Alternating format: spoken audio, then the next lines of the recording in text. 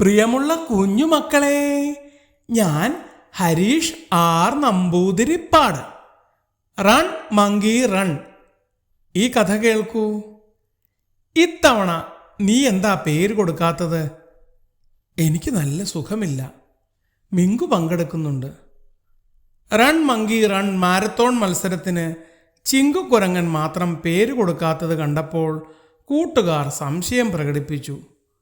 ഓലോലം പുഴക്കരയിൽ നിന്നോടി കുരങ്ങന്മല ചുറ്റി നേരെ ഓടി മുത്തപ്പന്മാവിൽ കയറി മാങ്ങ പറിച്ച് മുത്തശ്ശി അരയാലിനെ 3 വലം വെച്ച് പിന്നെയും ഓടി മുതുനെല്ലിയിൽ കയറി നെല്ലിക്ക പറിച്ച് ചാടിയിറങ്ങി ഓടി കാടും മേടും കടന്ന് ഒറ്റത്തടിപ്പാലം കടന്ന് മുത്തപ്പൻ മലയിലെത്തി മാമ്പഴവും നെല്ലിക്കയും കുറ്റിക്കാട്ടിലെ ചെത്തിപ്പഴവും മലമുത്തപ്പന് നടക്കൽ വയ്ക്കണം.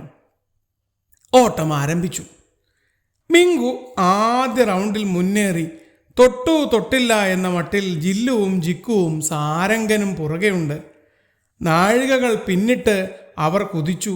സാരംഗൻ ഓടി ഓടി മുത്തപ്പൻ മല കയറി മലമുത്തപ്പൻ്റെ നടയിലെത്തി. ആദ്യം എത്തിയെന്ന സന്തോഷത്തിൽ ഓടിച്ചെന്ന് നോക്കുമ്പോഴുണ്ട്, കാഴ്ച വസ്തുക്കൾ സമർപ്പിക്കാൻ മലമുത്തപ്പൻ്റെ നടയിൽ എത്തിയ സാരംഗൻ ഞെട്ടിപ്പോയി. നടയിലതാ മാമ്പഴവും നെല്ലിക്കയും ചെത്തിപ്പഴവും. പിന്നിൽ പുഞ്ചിരി തൂകിക്കൊണ്ട് മിങ്കു. കുറച്ചു കഴിഞ്ഞപ്പോൾ ജില്ലുവും ജിക്കുവും ഓടിക്കിതച്ചെത്തി. ഏറ്റവും ഒടുവിലായി ശിങ്കാരനും. മിങ്കുവിൻ്റെ വിജയം പ്രഖ്യാപിക്കാൻ നേരമായി. അപ്പോൾ 2 അണ്ണാന്മാരവിടെ എത്തി. ഈ മിങ്കുച്ചേട്ടൻ ചതിയനാ. ഈ ചേട്ടൻ മാവി കയറിയപ്പോൾ തിരിച്ചിറങ്ങിയത് അവിടെ ഒളിച്ചിരുന്ന ചിങ്കുച്ചേട്ടനാ.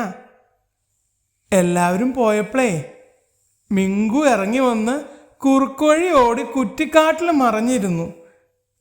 അവിടെ ഓടിയെത്തിയ ചിങ്കുവിന് പകരം ബാക്കി ദൂരം ഈ ചേട്ടനാ ഓടിയത്. അതെ, അതാണ് സംഭവിച്ചത്. പുറകെ വന്ന തത്തമ്മയും പറഞ്ഞു. ഇരട്ടകളായ ഇവർ കാഴ്ചയിൽ ഒരുപോലെ ഇരിക്കുന്നതുകൊണ്ട് പകുതി ദൂരം വീതം ഓടി നമ്മളെ പറ്റിച്ചതാണ്, ജിക്കു അരിശത്തോടെ പറഞ്ഞു. അവർ ഒത്തുചേർന്ന് ഇരട്ടകളെ നേരിട്ടു. ചിങ്കുവും മങ്കുവും പേടിച്ചോടി. Run monkey run, run monkey run. മറ്റുള്ളവർ ഉറക്കെ വിളിച്ചുകൂവി. ചതിയന്മാർ അത് കേട്ട് തിരിഞ്ഞു നോക്കാതെ ഓടി.